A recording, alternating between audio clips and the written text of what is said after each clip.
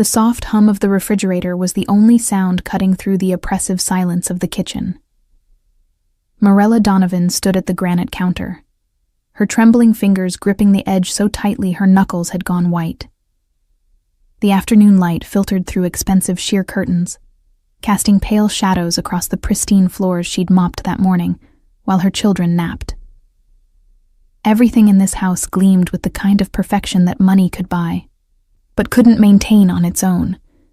That fell to her, always to her. She pressed one hand against her chest, feeling her heart hammering irregularly beneath her palm.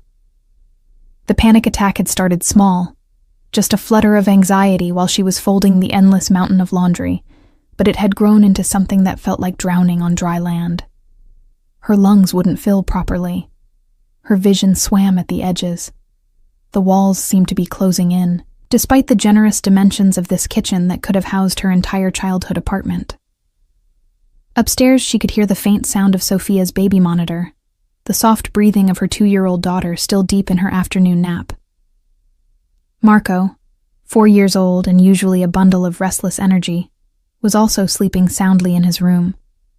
They had no idea their mother was falling apart one floor below them, her carefully constructed facade of stability crumbling like sand between desperate fingers. Marella reached for her phone with shaking hands. The screen lit up, showing the wallpaper photo, a picture from 2 years ago when Lorenzo had actually been present for Marco's birthday party. They looked like a perfect family in that frozen moment. His arm around her waist, her genuine smile, the children laughing between them. She barely recognized that version of herself anymore. That woman had still believed her husband's absences were temporary. That woman had still held on to hope. She opened their message thread, her thumb hovering over the keyboard. The last message from him was from 3 days ago. "We'll be late. Don't wait up." Before that, "Meeting ran long." And before that, "Business dinner. Back tomorrow." A pattern so consistent it could have been scheduled. She'd stopped asking questions months ago. The answers, when she got them, were always variations of the same dismissive reassurances. The Vescari Empire required constant attention. His responsibilities couldn't be shirked. She needed to understand the sacrifices required of his position. But understanding didn't make it easier to breathe right now. Understanding didn't stop her hands from shaking. Understanding didn't fill the crushing void of being utterly alone in a marriage that was supposed to be a partnership. Marella typed 3 letters. SOS. She stared at the message for a long moment before hitting send. It felt simultaneously dramatic and completely inadequate. What else could she say? "I'm having a panic attack and there's no one here to help me and I'm terrified I'm going to pass out while our children are sleeping upstairs." Would that make a difference? Would Lorenzo's reaction change if she spelled out her desperation more clearly? The message showed as delivered, then read. She waited, watching the screen with desperate intensity. Surely he would respond immediately.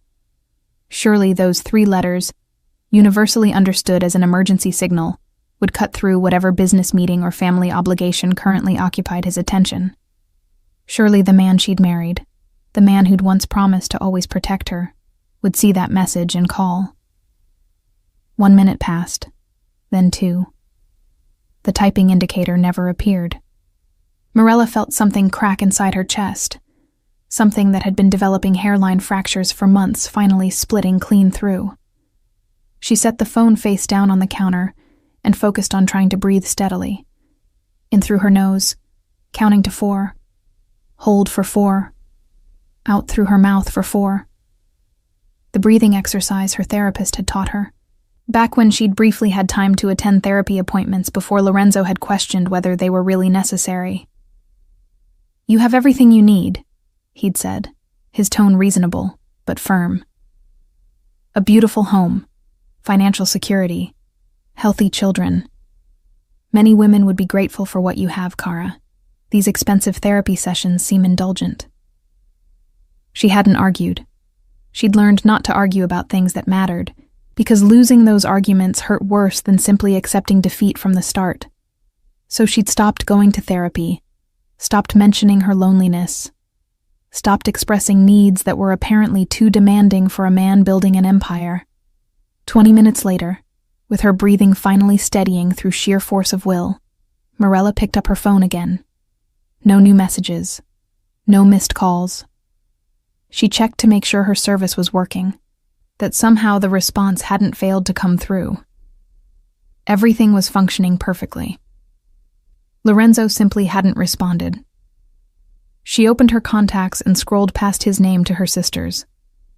Julia would come if she called. Would drop everything and drive across town to sit with her until the panic passed. But Julia had her own children, her own responsibilities. And explaining why she was falling apart would require admitting truths Morella had been carefully avoiding for months. Admitting that her marriage was dying by inches. Admitting that she was drowning in isolation. Admitting that Lorenzo's increasingly frequent absences weren't just about business. Because Morella wasn't naive. She'd seen the receipts from restaurants she'd never visited, hotels she'd never stayed in. She'd smelled unfamiliar perfume on his jackets. She'd noticed how his phone never left his possession anymore. How he'd changed his password from their wedding anniversary to something she didn't know. She'd watched him become a stranger who occasionally returned to the house they shared. A house that had become more mausoleum than home. She didn't call Julia. Instead, she went to the sink and splashed cold water on her face, staring at her reflection in the window above. At 32, she still looked young, still pretty according to the rare compliments she received. But her eyes held a weariness that no amount of expensive skincare could address. The kind of tired that came from loving someone who'd stopped loving you back, if he ever truly had. The panic attack gradually subsided, leaving her hollowed out and shaky. She made herself a cup of chamomile tea and sat at the kitchen table, cradling the warm mug between her palms. Outside, she could see the manicured garden, the pool that the children would enjoy in summer, the stone pathway leading to the guest house where Lorenzo's security team rotated shifts. All the trappings of wealth and status, all the markers of a successful life. All completely meaningless when she was disappearing inch by inch, and the one person who was supposed to notice didn't even bother to respond to a distress signal. Her phone buzzed. Hope leaped painfully in her chest before she could suppress it. But it wasn't Lorenzo. It was a notification from the bank about a large transaction. She opened it with a sinking feeling, already knowing what she'd find. $50,000 had been transferred from their joint account to an account she didn't recognize. The third such transfer this month. She'd stopped questioning these transactions after Lorenzo had made it clear that his financial dealings were none of her concern. "You handle the household, I handle the business," he'd said, his voice carrying that edge of impatience he always developed when she questioned anything. "This is how it's always been in my family. The women take care of the home. The men take care of everything else." As if raising 2 small children while maintaining a house this size was somehow less important than whatever he did during his endless hours away. As if her contribution didn't matter, didn't count, didn't deserve the basic respect of financial transparency. Morella deleted the notification and set her phone aside. Sophia would wake up soon, full of toddler energy and demands for snacks and attention. Marco would follow shortly after, wanting to play and explore and be read to. They needed her present and functional, not curled up in despair over a husband who'd made it abundantly clear where his priorities lay. She could do this. She'd been doing it for months now, essentially single parenting while maintaining the fiction of an intact marriage. What was one more day of carrying the weight alone? What was one more ignored cry for help in a marriage full of them? But as she climbed the stairs to check on her sleeping children, Morella felt something shift inside her. Something beyond the panic attack's residual trembling. A small, hard kernel of clarity that had been forming for weeks finally crystallized into certainty. This couldn't continue. She couldn't continue like this. Something had to change, even if that change terrified her. Especially because it terrified her. Her phone remained silent in her pocket. Lorenzo's non-response speaking more clearly than any words could. And for the first time in their 5 years of marriage, Morella allowed herself to truly consider what her life might look like without him in it. Not the dramatic explosion of divorce and custody battles and public scandal, but something quieter, something that looked like peace. The thought should have frightened her more than it did. Instead, as she watched Sophia sleep with one small hand curled near her cherubic face, Morella felt something she hadn't experienced in months.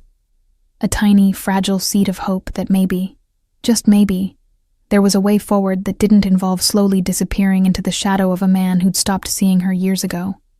Lorenzo Viscari stood at the floor-to-ceiling windows of the penthouse suite, the city spread out beneath him like a glittering kingdom. The amber liquid in his crystal tumbler caught the light from the chandelier behind him, refracting into 1,000 tiny prisms. He'd always appreciated beautiful things, the way they reflected his status, his power, his position at the top of a world that demanded strength and commanded respect. This suite cost more per night than most people earned in a month. But money had never been an object for him. Money was simply a tool, and he had mastered its use long ago. Behind him, Serena Hale emerged from the bathroom wrapped in a silk robe that barely reached mid-thigh, her dark hair still damp from the shower they'd shared. She moved with the kind of calculated grace that had first caught his attention 6 months ago at a charity gala.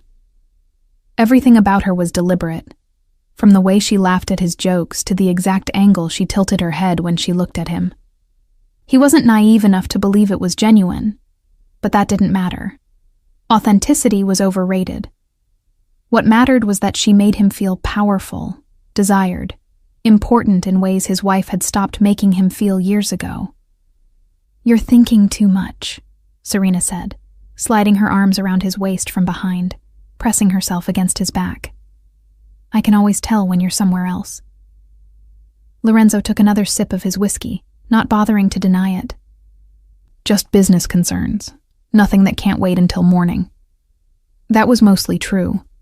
There were always business concerns, always deals being negotiated, territories being managed, problems being solved.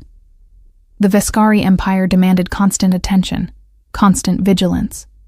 His father had built it from nothing, had taught Lorenzo from childhood that weakness was death, that sentiment was a luxury they couldn't afford, that family legacy was worth any sacrifice. And Lorenzo had learned those lessons well. Perhaps too well, according to his mother during one of their increasingly rare conversations. "You're becoming him," she'd said 6 months ago, her weathered hands gripping his with surprising strength. "Your father, cold, distant, so focused on the empire that you forget what the empire is supposed to protect. Don't make his mistakes, Lorenzo. Don't lose your family while trying to build a dynasty."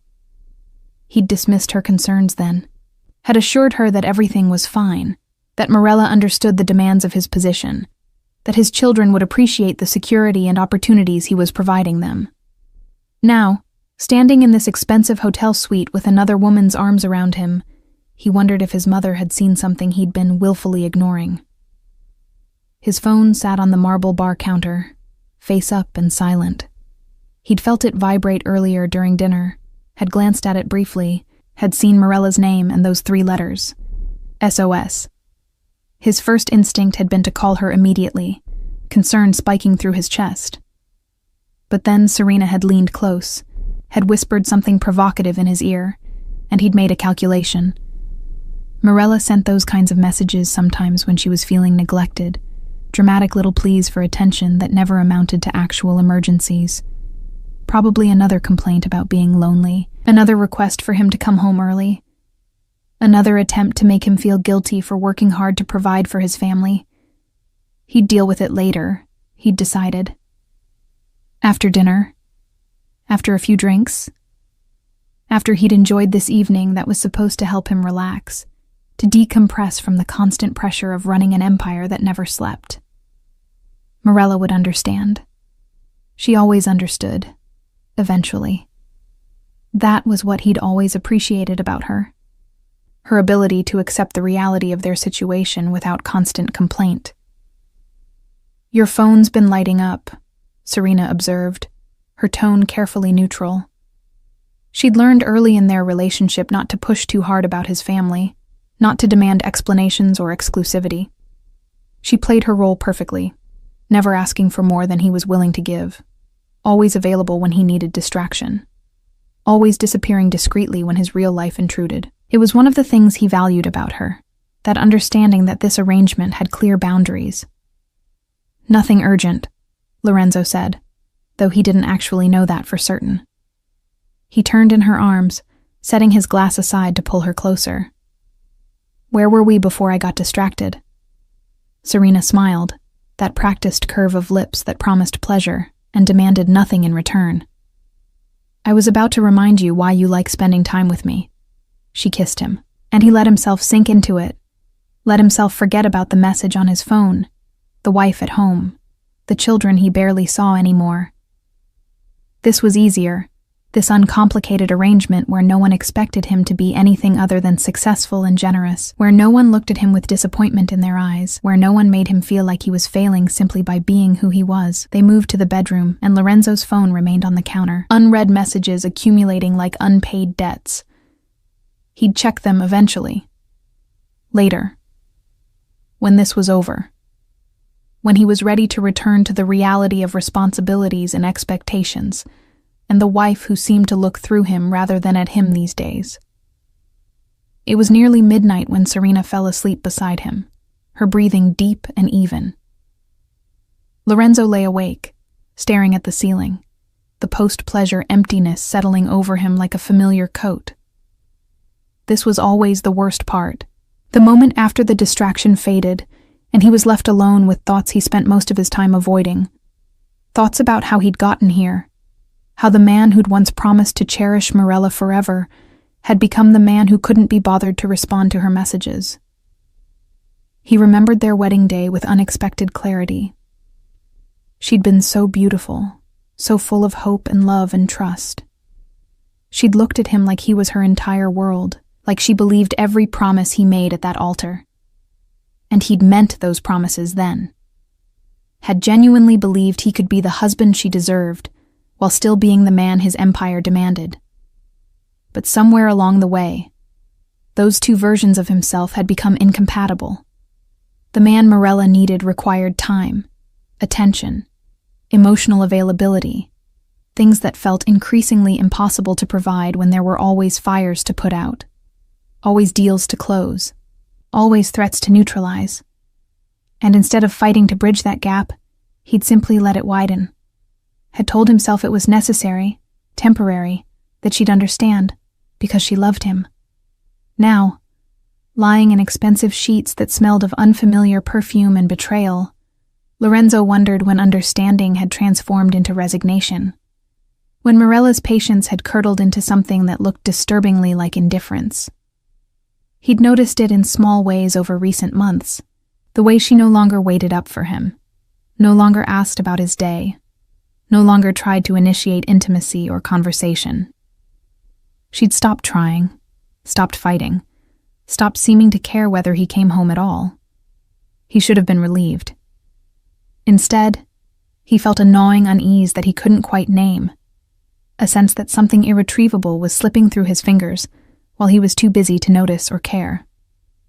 His phone buzzed again from the other room. Lorenzo considered ignoring it, letting tomorrow's problems remain tomorrow's. But that unease pushed him out of bed, had him padding naked across the plush carpet to retrieve the device from the bar counter.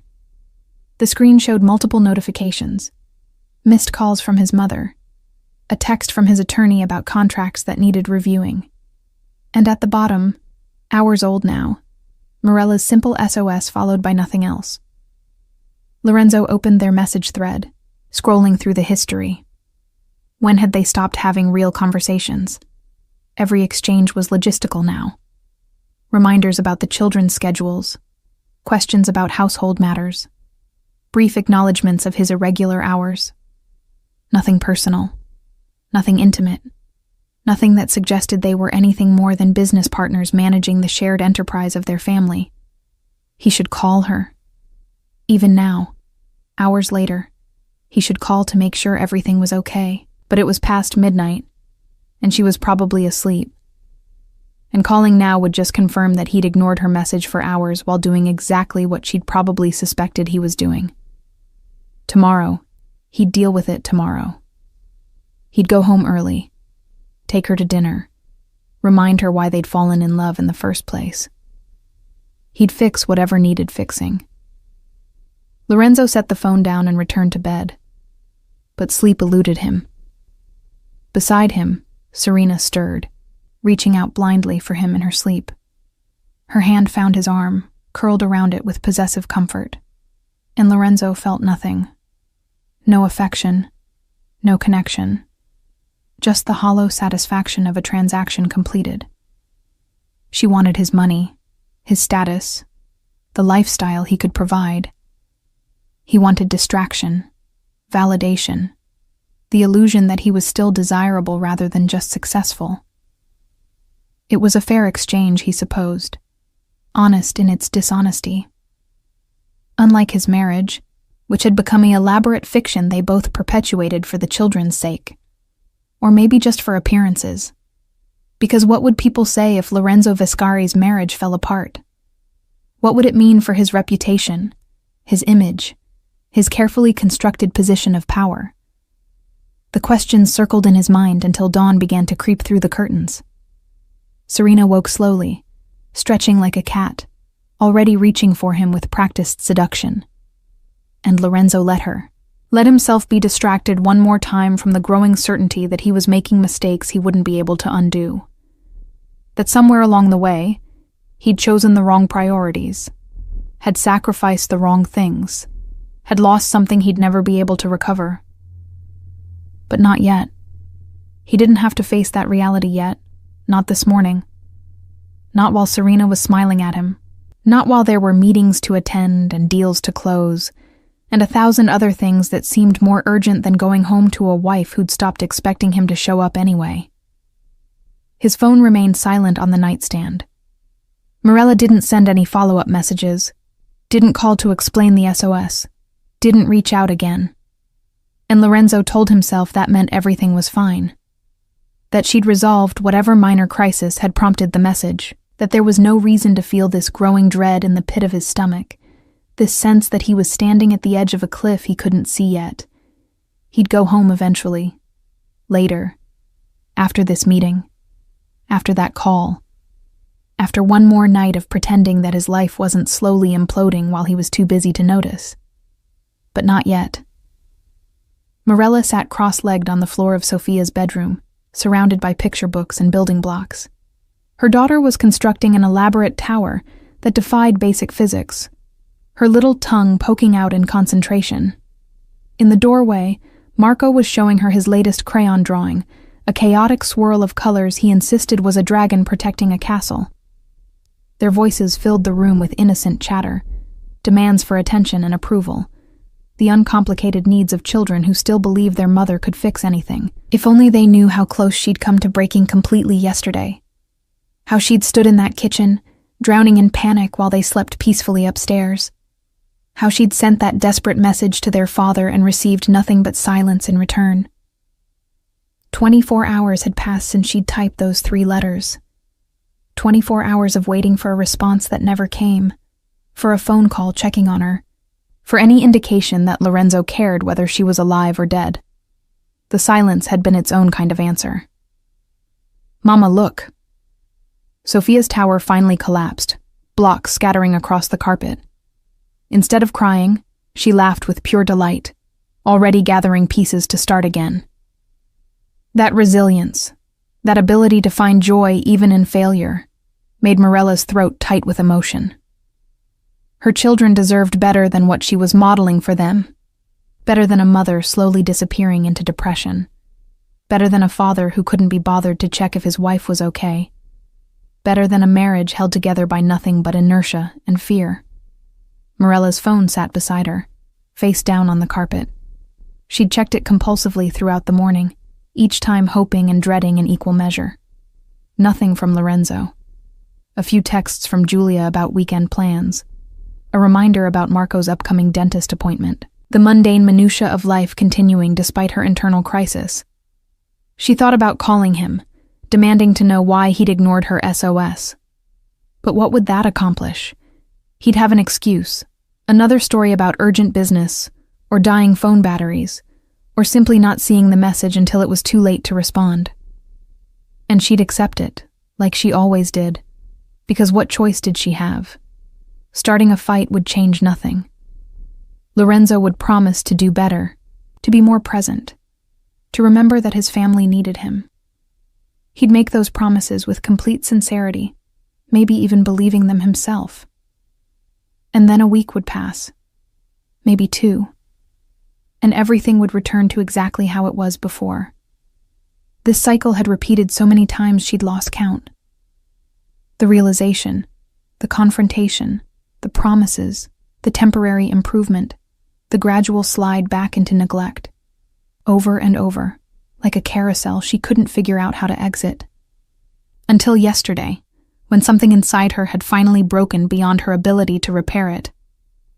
"Mama sad?" Sophia's small voice cut through her spiraling thoughts. Her daughter was standing directly in front of her now, tiny hands reaching out to touch Morella's face with heartbreaking gentleness. Morella forced a smile, pulling Sophia into her lap.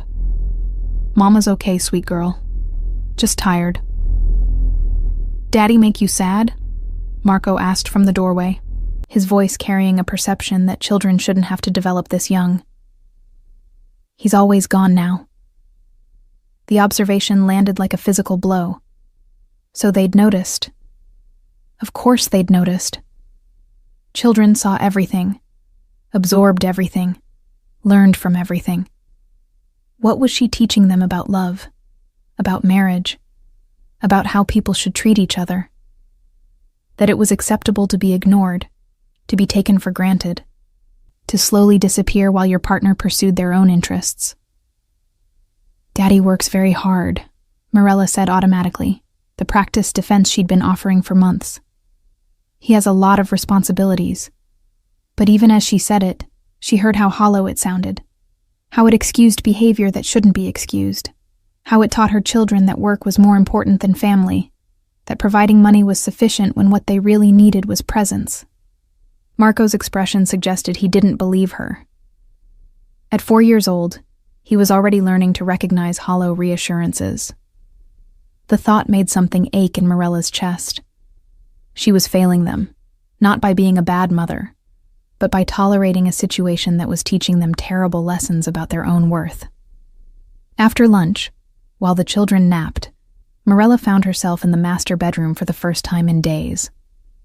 She'd been sleeping in the guest room lately, telling herself it was because Lorenzo came home so late she didn't want to be disturbed. The truth was, she couldn't bear to lie beside him anymore, couldn't pretend that physical proximity meant anything when the emotional distance between them had become an unbridgeable chasm. The bedroom looked like a museum display, perfectly decorated but utterly impersonal. Her things occupied one side, his the other, like roommates rather than spouses. When had that happened? When had they stopped sharing space, stopped intertwining their lives, stopped being a couple in anything but name? Morella opened Lorenzo's nightstand drawer, not sure what she was looking for. She found receipts from restaurants she'd never visited, tickets to shows she'd never attended, dry cleaning slips for suits she'd never seen him wear at home, evidence of a life he was living without her, parallel to their marriage but never intersecting with it. At the bottom of the drawer, she found a small velvet box. Her heart stuttered painfully. Jewelry, probably.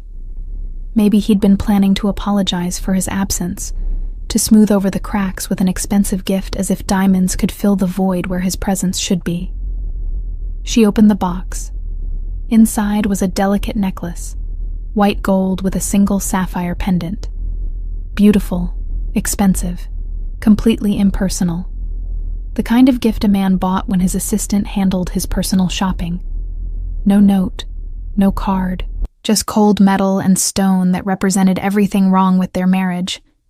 He could buy her things, could provide material comfort, but couldn't offer the one thing she actually needed, himself. Morella closed the box and returned it to the drawer. She didn't want jewelry. She wanted a partner. She wanted someone who noticed when she was struggling, who responded when she asked for help, who remembered that love required more than financial support. She wanted the man Lorenzo had been when they first met, when he'd made time for her, when he'd seemed genuinely interested in her thoughts and feelings and dreams. That man no longer existed, if he ever truly had. The man who'd replaced him was a stranger who occasionally visited the house they shared, who paid the bills and expected gratitude for doing the bare minimum, who thought providing material comfort absolved him of providing emotional support. Her phone buzzed. Finally, Lorenzo's name appeared on the screen. Morella stared at it for a long moment before opening the message. "Sorry, busy day yesterday. Everything okay?" 6 words. After 24 hours of silence following her SOS, after ignoring what was clearly a distress signal, he offered 6 casual words that suggested he'd simply forgotten to respond to a routine message. No concern, no urgency, no indication that he understood those 3 letters had meant his wife was in crisis. Morella's fingers hovered over the keyboard. She could explain, could tell him about the panic attack, could express her hurt at being ignored when she needed him most. She could start another fight that would end with empty promises and temporary change before everything reverted to this painful status quo. Or she could stop, could finally accept what had become undeniable. Their marriage was over in every way that mattered. They were already living separate lives. The only question was whether she'd continue pretending otherwise, or whether she'd find the courage to acknowledge reality and move forward. Her response came from someplace deeper than conscious thought, from the part of her that had fractured yesterday and was beginning to reassemble into something different, something harder, something that refused to disappear quietly anymore. "Don't worry about me anymore. Just take care of the children when you see them. I don't have the strength to keep fighting for something you gave up on a long time ago." She hit send before she could second-guess herself. The message showed as delivered, then read almost immediately. She watched the typing indicator appear, disappear, appear again. Lorenzo was clearly struggling to formulate a response, probably shocked that she'd finally stopped accepting his non-answers and hollow reassurances. The typing indicator continued for several minutes. Morella waited, her heart pounding, wondering what he'd say. Would he finally wake up? Finally recognize what he was losing? Would he call, demand to talk in person, fight to save what remained of their marriage? Finally, his response came through. "Morella? What are you saying? Can we talk about this later? I'm in the middle of something important." She laughed, a sound with no humor in it. Even now, faced with his wife essentially ending their marriage, he couldn't prioritize her. Still had something more important demanding his attention. Still believed she'd wait indefinitely for scraps of his time and consideration. "No," she typed back. "We can't talk later. We should have talked months ago. Years ago, maybe. But it's too late now. I'm done, Lorenzo. I'm done waiting for you to remember you have a family. I'm done being invisible in my own marriage. I'm done teaching our children that this is what love looks like." This time she didn't wait for his response. She turned off her phone, silencing whatever excuses or protestations he might offer. They'd all be variations of the same themes anyway. He'd been busy, under pressure, dealing with important matters. He'd promised to change, to do better, to make her a priority. He might even believe it himself for a moment. But nothing would actually change, because the problem wasn't that Lorenzo didn't know what she needed. The problem was that meeting those needs required sacrifices he wasn't willing to make. The clarity that washed over her felt like emerging from underwater after nearly drowning. Yes, ending her marriage was terrifying. Yes, single parenthood would be challenging. Yes, there would be financial complications and social judgment and painful conversations ahead. But at least she'd be able to breathe. At least she'd stopped slowly disappearing into the shadow of a man who'd stopped seeing her long ago. Mirella pulled her suitcase from the closet and began to pack, her movements mechanical but purposeful. She didn't take much, just essentials for herself and the children. Lorenzo could keep the house, the expensive furniture, all the material possessions that had never made her happy anyway. She just wanted out, wanted space to remember who she'd been before becoming Mrs. Lorenzo Viscari wanted the opportunity to be someone her children could respect, rather than pity. Sophia and Marco would wake soon from their naps. She'd load them in the car, drive to her childhood home where her mother still lived, and figure out the rest from there.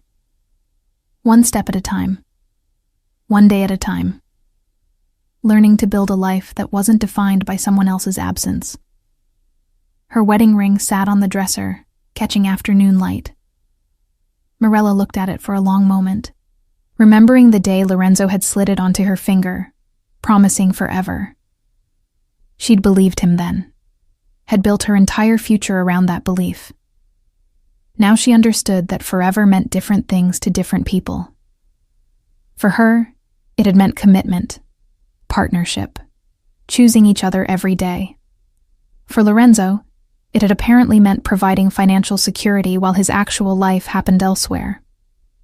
She left the ring where it lay, a small circle of gold that represented promises neither of them had been able to keep, and walked out of the bedroom without looking back, ready to finally stop disappearing and start becoming visible again, even if that meant doing it alone.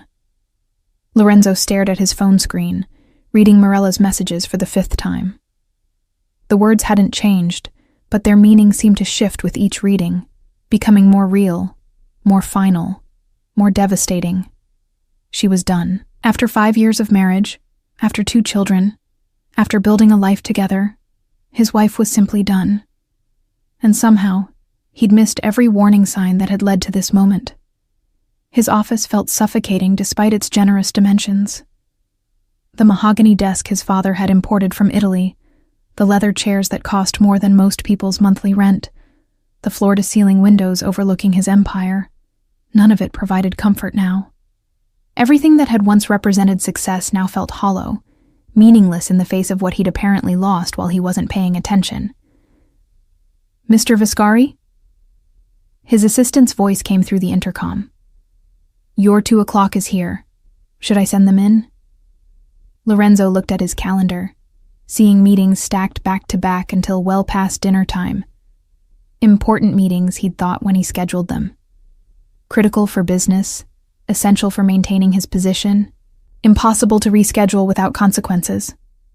But now, looking at Mirella's final message still glowing on his screen, he wondered what he'd actually been prioritizing all this time. "Cancel it," he said. "Cancel everything today. I need to go home." A pause, loaded with surprise. He never canceled meetings, never put personal matters before business obligations. His reputation for ruthless reliability was part of what made him formidable in negotiations. "Are you certain? The Castellano deal." "I said cancel it." His voice came out harsher than intended. "Reschedule for next week. Make apologies. I don't care what you have to do." He grabbed his jacket and headed for the elevator before his assistant could respond, before he could second-guess this decision, before the habits of years could override this unfamiliar impulse to prioritize his family. The drive home felt endless despite the lack of traffic. Every red light a torture, every slow driver an obstacle between him and whatever disaster he'd finally managed to create through years of accumulated neglect. The house looked the same as always when he pulled into the circular driveway. Immaculate, expensive, impressive from every angle. He'd been so proud when he first brought Mirella here, had loved seeing her face light up at the space, the luxury, the security it represented. When had that initial joy curdled into something else? When had this house transformed from a home into an elegant cage? Lorenzo let himself in quietly, listening for sounds of his family. The silence that greeted him was absolute and wrong. Usually by this hour, he could hear Marco's endless questions, Sophia's delighted squeals, Mirella's patient responses. Now, nothing. Just the oppressive quiet of an empty house. "Morella?" he called out, climbing the stairs 2 at a time. "Kids?" No answer. He checked their bedroom first, finding it exactly as he'd left it that morning, bed made with military precision, everything in its place. The children's rooms were similarly empty, though Sophia's building blocks were scattered across her carpet, abandoned mid-construction. Marco's dragon drawing lay on his desk, colors still vibrant. Lorenzo's phone buzzed. A text from his mother. "Why is Morella at my house with the children? What did you do?" Relief and dread warred in his chest. At least she hadn't disappeared completely, hadn't taken the children somewhere he couldn't find them. But the fact that she'd gone to his mother, that she'd left without even a note, suggested this wasn't a temporary cooling-off period. This was serious. This was possibly irreversible. He called his mother immediately. She answered on the first ring, her voice sharp with concern and barely suppressed anger. "Lorenzo, finally. What have you done to that poor girl?" "I don't know," he admitted, the truth tasting bitter. I know I've been working a lot, been absent, but I thought she understood. I thought we were okay." His mother's laugh was sharp and humorless. "Understood? Lorenzo, your wife has been drowning for months while you were too busy building your empire to notice. Did you know she sent you an SOS yesterday? Did you even bother to respond?" The accusation hit like a physical blow. "She told you about that?" "She didn't have to tell me anything. I have eyes. I've watched her disappearing inch by inch every time I visit. I've watched my grandchildren learn that their father is just a ghost who occasionally appears to remind them he exists. I warned you this would happen. Your father made the same mistakes, and I won't watch you repeat them." Lorenzo sank onto the stairs, his legs suddenly unable to support him. "I need to talk to her. I need to explain." "Explain what?" "How you were too busy to respond when she needed help. How you've been spending your time with that woman." "Yes, Lorenzo, I know about Serena. The whole family knows. The question is whether your wife knows, and whether that's the final straw that broke her." Shame burned through him, hot and horrible. "How long have you known?" "Does it matter? What matters is that you've been throwing away your family for what? A woman who's clearly only interested in your money? A business empire that will mean nothing if you have no one to share it with? You're more like your father than I feared, and that's not a compliment. Let me talk to Morella, please." A long pause, filled with his mother's disapproving silence. Finally, "She doesn't want to see you. She's barely holding herself together, Lorenzo. Those children keep asking where their father is. Why Mama's crying when they're going home. What am I supposed to tell them?" "Tell them I'm coming. Tell them I'll fix this." "Some things can't be fixed with money or promises, my son. Some things, once broken, stay broken. Maybe it's time you learned that lesson before you lose everything that actually matters." She hung up before he could respond. Lorenzo sat on the stairs of his empty house, surrounded by expensive things that suddenly felt worthless, and tried to remember when he'd stopped being the kind of man his wife could depend on. The kind of father his children deserved. The kind of husband he'd promised to be. His phone showed a text notification from Serena. "Tonight?" She'd added a suggestive emoji, clearly expecting their usual arrangement to continue without interruption. Lorenzo looked at the message and felt nothing but revulsion. What had he been thinking? What possible justification could exist for risking his family, his marriage, his children's happiness for someone who wouldn't look twice at him if he lost his money tomorrow? Serena had never been anything more than a transaction, an ego boost purchased at the cost of everything real in his life. He typed a response. "We're done. Don't contact me again." Before she could reply, he blocked her number. It wouldn't fix what he'd broken, wouldn't erase months of betrayal, but it was a start.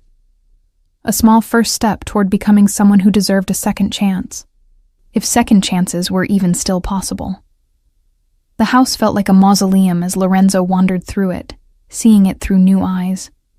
Morella's touches were everywhere, the careful decorating choices that had turned this showcase into something resembling a home. Photos of the children at various ages, artwork they'd created proudly displayed, small personal items that reflected her taste and personality.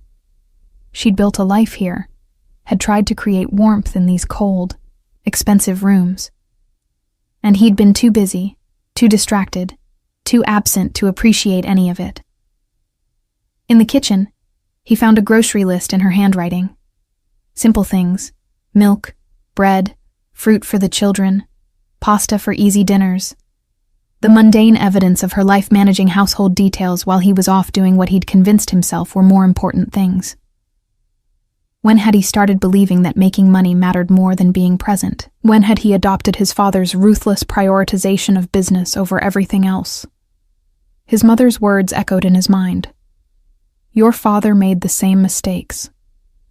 Lorenzo had spent his childhood watching his parents' marriage slowly die, watching his mother become a beautifully dressed ghost in her own home, watching his father justify endless absences with speeches about legacy and responsibility and sacrifice. He'd sworn he'd be different, that when he had a family, they'd come first, that he wouldn't repeat his father's mistakes. And yet, here he was, having replicated those exact patterns without even noticing. Too proud to admit he was becoming the man he'd once pitied. Too stubborn to change course, even when the destination became obviously destructive. Too convinced of his own importance to recognize that his family was building a life that didn't include him anymore because he'd made it clear he didn't want to be included. Lorenzo pulled out his phone and called his attorney. I need you to do something for me. Transfer half of everything I own into an account under Morella's name, sole access, no strings attached, and draw up documents giving her full custody of the children. Whatever she decides about our marriage, I want her to know she's financially secure and the kids are protected. Lorenzo, I'd strongly advise against making such significant decisions in an emotional state. Perhaps we should meet next week to discuss. Do it today. I'll sign whatever needs signing. She deserves security regardless of what happens between us. After arranging the financial matters, Lorenzo drove to his mother's house, his heart hammering against his ribs with every mile. What would he say to Morella? How could he possibly explain years of neglect, months of affair, a marriage he'd let die through indifference? Sorry seemed laughably inadequate. Promises to change felt hollow after so many broken ones. But he had to try. Had to at least let her know that he finally understood what he'd done, what he'd lost, what he'd sacrificed for an empire that meant nothing without her in it. His mother's house was modest compared to his own, warm and lived in ways his showcase had never achieved. He could hear children's voices from the backyard as he approached the front door. His mother met him there, her expression stern, but not entirely without sympathy. She doesn't want to see you, his mother said before he could speak. She made that very clear. I know. But I need to talk to her anyway. Please, Mama. I need to at least try. His mother studied him for a long moment, seeing something in his face that made her expression soften slightly. 5 minutes. If she asks you to leave, you leave immediately. Understood? He nodded, following her into the house. Morella sat at the kitchen table, a cup of untouched tea growing cold before her. She looked up as he entered, and the emptiness in her eyes struck him harder than anger would have. She wasn't furious or betrayed or hurt. She was simply done, the light that used to brighten when she saw him completely extinguished. Morella, please, let me explain. Explain what, Lorenzo? Her voice was quiet, eerily calm. How you were too busy to respond when I needed help. How you've been spending your time with another woman. How you've spent years building a life that doesn't include me except as a convenient caretaker for your children. The clinical accuracy of her words, the complete absence of emotion in her delivery, was more devastating than any accusation could have been. She'd moved past anger into acceptance, past hurt into resignation. She'd already grieved their marriage and moved on, all while he'd been too occupied to notice she was mourning. I want to fix this. I know I've made terrible mistakes, but I can change. I will change. Just tell me what you need. Morella finally looked directly at him, and the compassion in her eyes made him realize how completely he'd lost her. That's the problem, Lorenzo. You think there's something I can tell you, some list of requirements you can fulfill to solve this. But I've been telling you what I need for months. For years, actually. I've needed a partner, a presence, someone who remembers he has a family. And you've had 1,000 chances to hear me, to change, to choose us. You didn't. Not until I finally stopped waiting. I'm choosing you now. I'm here now. Yes, now that I've left, now that there are consequences, suddenly you have time. But what about next week? Next month? When the urgent business returns, when the meetings stack up, when being here becomes inconvenient again. We'll be right back where we were, except now I'll have even less self-respect for taking you back. Lorenzo had never felt more helpless in his life. Every argument she made was irrefutable. Every point she raised was completely valid. He had no defense, no counter-argument, nothing but the hollow recognition that she was right about everything. What about the children? He asked finally, grasping at the only thing that might matter to her more than her own pain. What about them? Morella's voice remained level, but he saw emotion flicker across her face for the first time. You think I'd keep them from their father? You think I'm doing this to punish you? I'm doing this because staying was teaching them terrible lessons about love, about relationships, about their own worth. They were learning that it's acceptable to be ignored, to be an afterthought, to settle for scraps of attention from someone who's supposed to cherish you. I won't model that anymore. She stood, moving toward the door, clearly done with this conversation. You can see them whenever you want, Lorenzo. I won't be petty about custody or visitation. But as for us, as for our marriage, that ended a long time ago. Yesterday just made it official when you couldn't even be bothered to check if I was okay after I literally sent you a distress signal. That told me everything I needed to know about where I rank in your priorities. You're wrong. You're my highest priority. You and the children. Morella smiled sadly. No, we're not. And maybe we never were. Maybe I was just naive enough to believe we could compete with your empire, your reputation, your desperate need to prove you're better than your father by becoming exactly like him.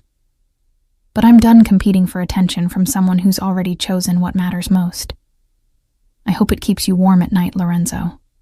I really do. Because it's all you're going to have left. She walked out, leaving him standing in his mother's kitchen, finally understanding what he'd lost, and exactly how he'd lost it.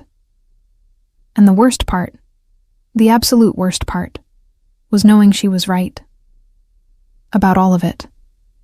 He'd had countless chances to change, to do better, to remember what actually mattered. And he'd squandered every single one, convinced that tomorrow would be soon enough, that she'd understand one more day, that his family would always be there waiting when he finally got around to prioritizing them. Now tomorrow had arrived, and his family was building a life without him in it. And he had no one to blame but himself. 3 months had passed since Morella left, though to Lorenzo it felt simultaneously like yesterday and a lifetime ago. He'd become intimately familiar with the peculiar torture of watching your family exist without you, of being relegated from central figure to occasional visitor in your children's lives. Every Wednesday and every other weekend, he had Marco and Sophia, and those hours had become both the highlight and the deepest agony of his existence. Today was Wednesday. Lorenzo had left work at 3, a shock to his staff who were still adjusting to his new schedule. The empire hadn't collapsed from his reduced hours, another uncomfortable truth he'd been forced to confront. All those years of insisting his constant presence was essential had been largely self-aggrandizement. His managers were perfectly capable of handling daily operations. His presence had been important, but not indispensable, a reality that undermined years of justifications for his absence from home. He pulled up to his mother's house where Morella was now living. The modest single story that had somehow become more of a home than his mansion had ever been. The front yard showed evidence of his children's presence. Chalk drawings on the driveway, a small bike with training wheels leaning against the porch, Sophia's beloved stuffed rabbit abandoned on the front steps. Normal, everyday evidence of childhood that he'd barely noticed when they lived with him. Before he could knock, the door flew open and Marco launched himself forward. "Daddy!" The force of his son's greeting nearly knocked Lorenzo backward. He caught Marco, lifting him easily despite the boy's growth over recent months. Sophia appeared in the doorway a moment later, more reserved but no less excited. At 2, she didn't fully understand why Daddy no longer lived with them, but she'd learned to treasure these Wednesday visits. "Hey, buddy. Hey, sweetheart." Lorenzo's voice caught as Sophia wrapped her small arms around his leg. These greetings never got easier, the joy always tinged with the aching awareness of how much he'd risked losing completely. Morella appeared behind the children, and Lorenzo's breath caught as it did every time he saw her now. She looked different, he'd noticed over these months. Healthier somehow, despite the obvious challenges of single parenting. The perpetual exhaustion that had shadowed her eyes during their marriage had faded. She moved with a lightness she hadn't possessed in years. And while that should have made him happy, should have proven she was thriving without the weight of their broken marriage, it actually hurt worse than anything else. She was better off without him. Demonstrably, visibly better off. "They've been ready for an hour," Morella said with a small smile that was polite but distant. "Marco wanted to wear his special shirt you got him." Sophia picked out her favorite dress. They look perfect. Lorenzo drank in the sight of his children in their carefully chosen outfits, evidence of how much these visits meant to them. "I thought we'd go to the park, maybe get ice cream after." "Sounds good. I'll have them back by 7? It was phrased as a question, but they both knew it was a schedule. Clear boundaries, explicit expectations. Nothing left to interpretation or hope. Everything that had been absent from their marriage now rigidly present in their separation. "Actually," Lorenzo said, the words coming out before he'd fully planned them, "I was wondering if we could talk. Later, after I bring them back. Just for a few minutes." Something flickered in Morella's expression, wariness and resignation. "Lorenzo, we've talked. Multiple times. Nothing's changed. I know. I need you to hear something. Please." She studied him for a long moment before nodding once. "After they're in bed. 30 minutes. That's all I can give you." It was more than he deserved, and they both knew it. "Thank you." The afternoon with Marco and Sophia was bittersweet perfection. They played at the park, Marco demonstrating how high he could climb on the jungle gym, while Sophia demanded endless pushes on the swings. Lorenzo forced himself to be completely present, phone turned off, no thoughts of business or obligations. Just these few precious hours with his children, making memories to sustain him through the days when he wouldn't see them. Over ice cream, Marco asked the question that had been coming for weeks. "Daddy, when are you coming home?" Lorenzo's throat constricted. How did you explain adult failings to a 4-year-old? How did you admit that you destroyed your family through selfishness and neglect without destroying your child's sense of security? "Buddy, remember what Mama explained? Daddy has his house and Mama has her house with Grandma. But we both love you and Sophia very much. But I want us all together." Marco's lower lip trembled. "Like Tommy's family, they all live in the same house." "I know, sweetheart, I know." Lorenzo pulled his son close, feeling the weight of his failures in the small body pressed against his chest. Sometimes grown-ups make mistakes that mean things have to change. But what never changes is how much we love you. It was an inadequate answer, and Marco's expression showed he knew it. But what else could Lorenzo say? That he'd prioritized everything wrong and destroyed his family in the process? That by the time he'd realized what he was losing, it was already gone? That his son's unhappiness was entirely his father's fault? Sophia, less burdened by understanding, simply enjoyed her ice cream and chattered about her new friend at the daycare Mirella had enrolled her in. But even in her innocent commentary, Lorenzo heard evidence of the new life his family was building without him. New routines, new friends, new experiences he wasn't part of anymore. 7 o'clock arrived too quickly. Lorenzo drove them back, both children dozing in their car seats, exhausted from the afternoon's activities. Mirella met them at the door, helping carry his sleeping daughter inside, while Lorenzo managed Marco. They moved through the bedtime routine with practiced efficiency, years of co-parenting compressed into these brief handoffs. After the children were settled, Mirella led him to the small back patio where she'd set out 2 cups of coffee. The gesture reminded him painfully of their early relationship, when they'd spent hours talking over coffee, discovering each other's dreams and fears. How had they gotten from there to here? "So," Mirella said, settling into one of the patio chairs with her cup. "What did you want to talk about?"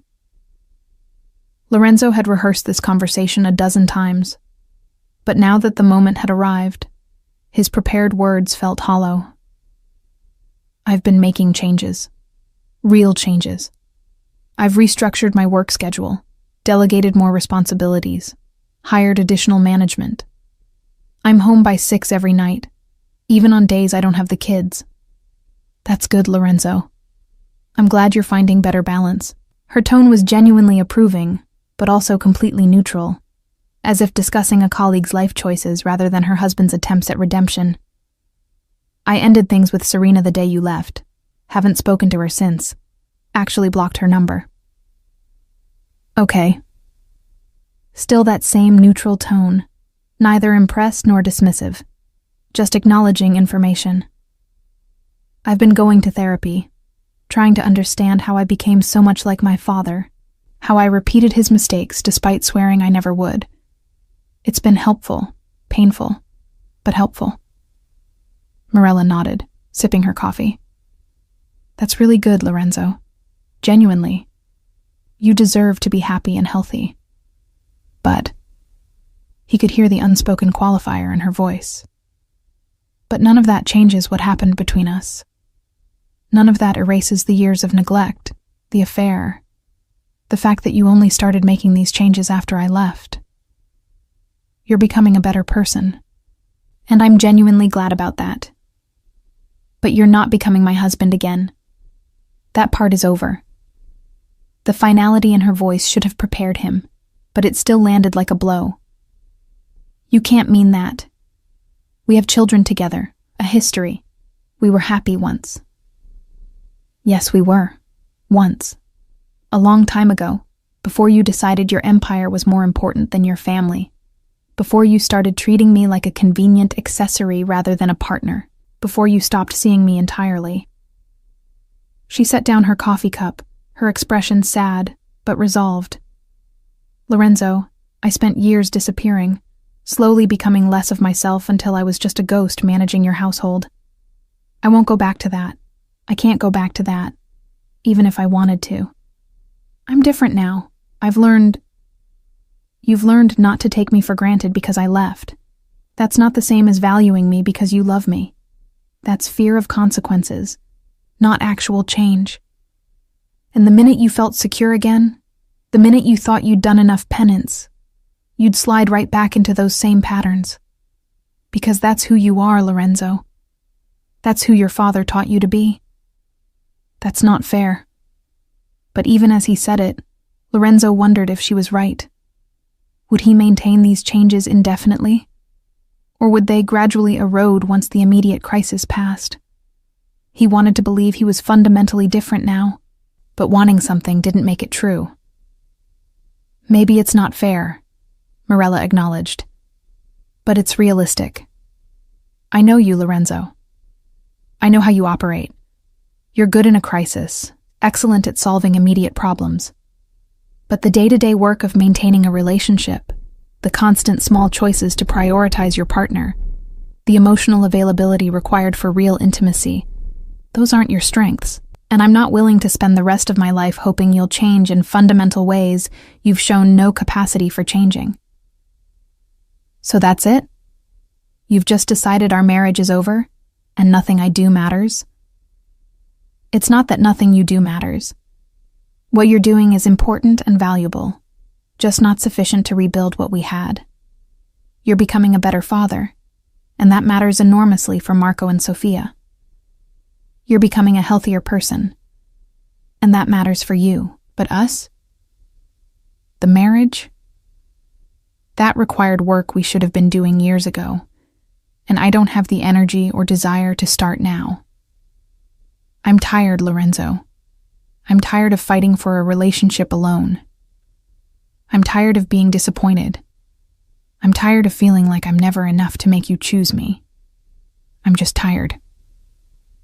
The exhaustion in her voice was more devastating than anger would have been. She wasn't fighting him anymore, wasn't engaging emotionally. She'd simply moved on, had grieved their relationship and accepted its ending, was building a new life in which he played a supporting role at best. I love you, Lorenzo said, the words desperate and true. I still love you, Morella. I know I haven't shown it, haven't earned the right to say it. But it's true. She smiled sadly. I know you do. In your way, with the capacity you have, you love me. But Lorenzo, your love was never enough when it came with so many conditions and caveats. When it was always secondary to everything else in your life. I needed to be chosen, to be prioritized, to be seen. And you couldn't give me that. Maybe didn't know how to give me that. Either way, the result is the same. So what now? We just exist in separate orbits, co-parenting cordially until the kids are grown. Yes, that's exactly what we do. We build a respectful relationship as parents because our children deserve that. But the marriage, the romance, the idea of us as a couple, that part is over. And honestly, Lorenzo, I think it's been over for a long time. We were both just too scared, or stubborn, or inertial to admit it. Lorenzo wanted to argue, to insist that they could rebuild what they'd lost. But looking at Morella now, at the peace in her expression despite the sadness, at the quiet strength she'd regained since leaving him, he recognized the truth in her words. She was better without him. Happier, healthier, more herself than she'd been in years. And his love, if it was truly love, had to include wanting what was best for her, even when that meant accepting she was better off without him. I'm sorry, he said finally, for all of it. For being the husband you needed me to be. For waiting until it was too late to try changing. For making you feel invisible in your own marriage. You deserved so much better than what I gave you. Yes, I did.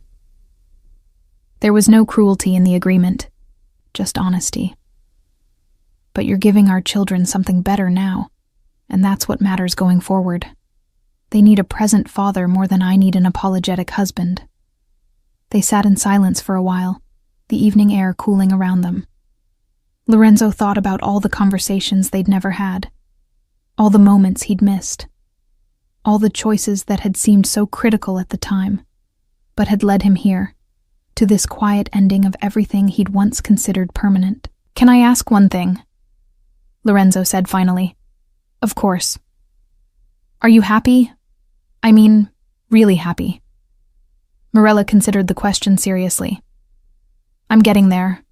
Some days are hard, especially financially. Single parenting is exhausting. But yes, I'm happier than I was. I feel like myself again, like I'm not constantly shrinking to accommodate someone else's priorities. So yes, I'd say I'm moving toward happy. It was the answer he'd expected, but it still hurt. She was happy without him, was becoming happier every day as she built a life that didn't include him. And he had to accept that, had to support it, had to be grateful that at least his failures hadn't destroyed her completely. I should go, Lorenzo said, standing. Let you get some rest. Thank you for talking to me, for being honest. I know I don't deserve your kindness. We're both Marco and Sophia's parents, Lorenzo. We'll be in each other's lives forever because of them. We might as well make it as pleasant as possible. He nodded, understanding that this was the best he could hope for. Not reconciliation, not romance, not the restoration of what he'd destroyed. Just cordial cooperation in raising the children they both loved. It was so much less than he'd once had, less than he'd taken for granted for years. But it was infinitely more than he deserved, and he was grateful for even this small grace.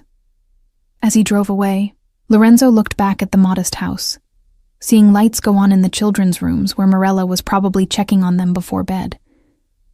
This had become their life now. Separate households, divided time, a family fractured by his choices. And while he couldn't undo the past, couldn't reclaim what he'd carelessly discarded, he could at least try to be the father his children deserved, even if he'd failed completely at being the husband Morella had needed. It wasn't enough, would never be enough. But it was all he had left to offer, and he'd spend the rest of his life trying to be worthy of even this diminished role in their lives. 6 months after Morella left, Lorenzo discovered what Serena Hale had truly been after all along. The revelation came through his attorney on an ordinary Tuesday afternoon, delivered with the clinical precision of someone reporting a terminal diagnosis. Mr. Vascari, we've discovered irregularities in several accounts. His attorney's voice carried carefully controlled alarm. Significant withdrawals and transfers dating back approximately 8 months, all authorized with signatures that appear to be yours, but which we now suspect are forgeries. Lorenzo felt ice crystallize in his veins. How much? Approximately 3 million, spread across various accounts and dummy corporations. The sophistication suggests professional assistance, someone with intimate knowledge of your financial structure. Someone like Serena, who'd had months of access to his computers, his phones, his private documents. Who'd asked seemingly innocent questions about his business operations, questions he'd answered while basking in the glow of her attention. Who'd played him perfectly while he was too arrogant and distracted to recognize the con. The investigation that followed revealed the full extent of his stupidity. Serena Hale wasn't even her real name. She was Sarah Mendez, a professional grifter, with a history of targeting wealthy men. The whole relationship had been calculated from their first meeting, every smile rehearsed, every touch transactional, every moment of apparent intimacy a performance designed to extract maximum value before disappearing. She'd vanished 2 weeks after Lorenzo had ended things. The same day the transferred funds had been moved through several international accounts and disappeared entirely. By the time he'd discovered the theft, she was gone, untraceable, probably already setting up her next mark in another city. Lorenzo should have been furious, should have been humiliated by how easily he'd been manipulated, how spectacularly he'd been played. Instead, he felt nothing but a weary recognition that he'd gotten exactly what he deserved. He'd betrayed his wife for a woman who was literally robbing him blind, had sacrificed his family for an illusion so transparent that his own blindness was the only thing that made it work. The irony was almost poetic. He'd thought money could buy him everything: status, power, the freedom to indulge any desire without consequence. And in the end, his money had simply made him a more attractive target, had facilitated his own destruction. The news eventually reached Morella, filtered through family gossip and knowing looks. She called him one evening after the children were asleep, her voice carrying neither sympathy nor satisfaction. I heard about Serena. I'm sorry, Lorenzo. I know that must be difficult. Don't. He couldn't bear her kindness now, Not after everything. Don't be sorry for me. I earned every bit of this. Maybe, but I still don't enjoy seeing you hurt. A pause, weighted with history.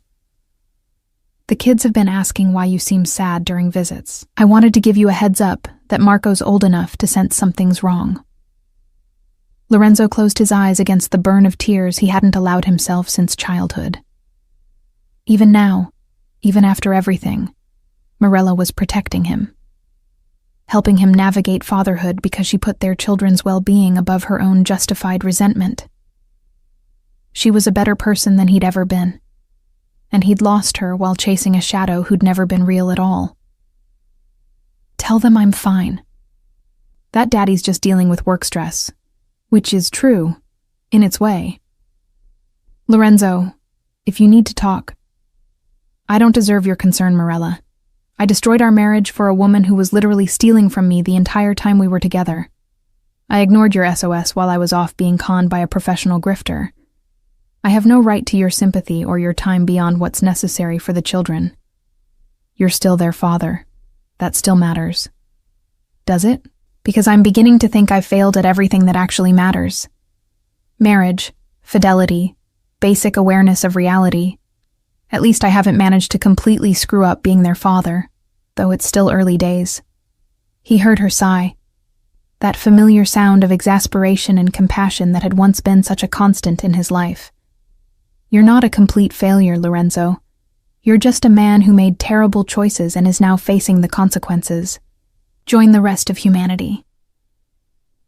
The consequences of my choices destroyed our family. No, they destroyed our marriage. Our family still exists. It's just different now. The kids are adapting, I'm adapting, and eventually you'll adapt too. This isn't the ending you wanted, but it doesn't have to be a complete disaster either. After they hung up, Lorenzo poured himself a drink and stood at the windows of his penthouse, looking out over the city he'd once felt he conquered.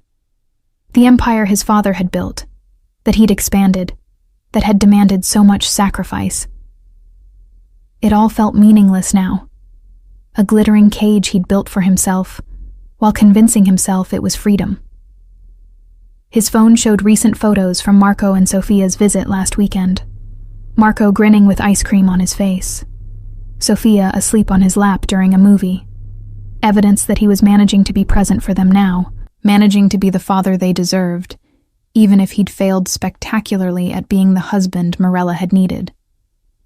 It should have felt like victory. This evidence that he was changing, growing, becoming better. Instead, it felt hollow. Because the only person he wanted to share these moments with, the only person whose approval would have meant anything, had moved on completely. Was building a life that didn't include him, except in carefully controlled increments. Lorenzo saw her occasionally beyond the custody handoffs. At school events, birthday parties, family gatherings his mother insisted on hosting despite the obvious discomfort. Morella was always gracious, always cordial, treating him with the polite distance one might extend to a pleasant acquaintance. No anger, no resentment, but also no warmth, no lingering connection, no suggestion that they'd once known each other intimately. She'd truly moved on, had grieved their marriage, accepted its ending, and stepped into a new life with apparent ease. Sometimes he caught her laughing with his sister, saw her relaxed in ways she'd never been during their marriage, and while he was genuinely glad she'd found peace, it hurt worse than any anger could have, because she was better without him. Demonstrably, obviously better, which meant their marriage hadn't just failed, it had been actively harmful to her. She'd been slowly disappearing under the weight of his neglect, and removing that weight had allowed her to return to herself. The woman he'd fallen in love with had been there all along, just buried under years of accumulated disappointment and resignation. A year passed, then 2. Lorenzo maintained his revised schedule, continued therapy, rebuilt some aspects of his life while accepting that others were irreparably broken. He saw his children regularly, built genuine relationships with them now that he was actually present. Marco started kindergarten. Sophia began preschool. They grew and changed, and he was there to witness it, participate in it, be part of it in ways he'd never managed during his marriage. But the loneliness was crushing. The penthouse felt emptier every night. The bed seemed vast and cold. The silence was oppressive in ways it had never been when he'd convinced himself solitude was freedom, rather than isolation. He'd traded his family for an empire that couldn't keep him warm, for success that tasted like ash, for power that meant nothing without someone to share it with. Sometimes he saw Mirella smile at something one of the children said, saw the lightness in her expression, the ease in her posture, and he understood with painful clarity that he'd had something precious, something irreplaceable, and had discarded it for illusions and lies because he'd been too arrogant to recognize value when it lived beside him every day. The final realization came on a spring evening, 2 years after their separation. Lorenzo had picked up the children for his Wednesday visit, and Marco had immediately launched into excited chatter about Mama's new friend, a teacher at his school who'd apparently been coming around occasionally. Mr. David is really nice. He helped Mama fix the fence and he brings us cookies, and he makes Mama laugh a lot. Lorenzo had frozen, the casual mention landing like a physical blow. Of course, Mirella was moving on completely, meeting other people, building a new life that might eventually include someone else. She was still young, still beautiful, still the kind of person anyone would be lucky to have. Why shouldn't she find someone who would treat her the way she deserved, who would prioritize her the way Lorenzo never had? The jealousy was irrational and completely inappropriate. He had no claim on her anymore, no right to feel anything but happiness, that she might find joy again. But knowing something intellectually and feeling it emotionally were entirely different things, and Lorenzo spent that entire visit with his children in a fog of misery he couldn't quite shake. When he dropped them off that evening, Mirella immediately noticed something was wrong. "Lorenzo, are you okay?" Marco mentioned Mr. David, he said, the words escaping before he could stop them. "I'm glad you're finding happiness. You deserve it." Something complicated crossed her face. "David is a friend. The kids have gotten ahead of themselves. But yes, I'm dating occasionally. Not seriously, but I'm open to possibilities now." She studied him carefully. "Does that bother you?" "I have no right for it to bother me. You've moved on, as you should. I hope whoever eventually earns your trust treats you the way I didn't, the way you always deserved." Mirella's expression softened with something that looked like pity, which was somehow worse than anger would have been. "Lorenzo, you need to move forward too. Not necessarily dating, but letting go of what we were. Accepting that this is our reality now. We're co-parents, and we're doing a good job of it. But the marriage, the romance, the idea of us together, that needs to stay in the past for both our sakes." She was right, of course. She was always right these days, had a clarity about their situation that he still struggled to accept. He needed to let go, to stop waiting for some impossible reconciliation, to accept that his choices had closed certain doors permanently. But understanding what he should do and actually doing it proved to be different things entirely. Because Lorenzo had finally learned the lesson his mother had tried to teach him years ago, that empires crumble, that money disappears, that power fades. But family, real family built on love and respect and presence, that was the only thing that truly lasted. And he'd learned it too late, after he'd already lost what mattered most, after he'd already proven himself incapable of cherishing what he'd been given. The final irony was that he'd become, in many ways, the man Mirella had needed him to be. Present, attentive, emotionally available, prioritizing family over business. But he'd become that man only after losing his family, only in the aftermath of catastrophic failure. The change was real, but it didn't matter anymore. He was a better person now, but he was a better person alone, watching his former wife build a new life while he existed in the margins of his children's world. forever the visiting father, rather than the present husband he should have been all along. And he had no one to blame but himself. No one to resent but the man he'd been, the choices he'd made, the priorities he'd established. He'd gotten everything he'd thought he wanted: success, power, freedom from domestic obligations, and it had cost him everything that actually mattered. It was, Lorenzo reflected in his quiet moments, exactly what he deserved. Not justice, perhaps, but consequences.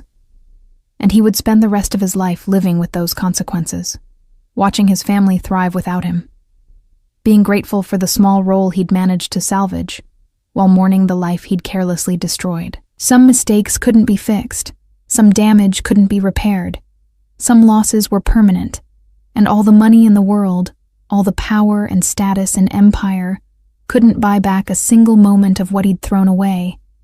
That was his punishment, and it was appropriate. To finally understand the value of what he'd lost, but only after it was irretrievably gone. To become the man he should have been, but too late for it to matter.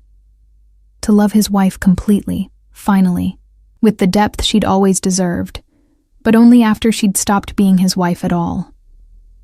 It was a hollow victory indeed, this self-awareness that came with perfect hindsight and no remaining opportunity for redemption.